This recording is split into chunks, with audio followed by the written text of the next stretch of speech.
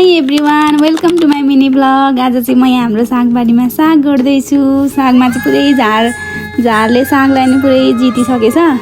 अनि त्यस पछाडि साग गोड्दै अनि भिडियो बनाउँदै थिएँ। अनि कति राम्रो छ साग पनि हेर्दाखेरि खाउ खाउ लाग्ने। अनि कस्तो राम्रो मौसम पनि कस्तो राम्रो भएको छ। अनि घाम लागिरहेको थियो र पनि म चाहिँ बस्दै उठ्दै भए पनि साग गोडिरहेको थिएँ। अनि म चाहिँ कति मोटी देखेको क्या, यति साह्रो मोटी चाहिँ छुइनँ म होइन, तर पनि देखियो। अनि झारगोडी सक्न लागे अनि सागलाई चाहिँ पुरै किरा लागेले खाएछ क्या। त्यो कि पडक्कै भाँच्यो अनि कस्तो माया लाग्यो।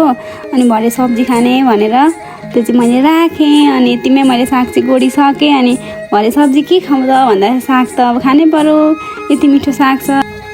साग टिप्दैछु। अब भरेलाई हामीलाई यतिले साग यति सागले पुग्छ भनेर यहाँनिर मैले साग टिपेँ भनेर देखाउँदैछु। अनि आजलाई यति नै। भिडियो मन परेमा लाइक, कमेन्ट, सेयर र सब्सक्राइब गर्न नभुल्नु होला। बाई।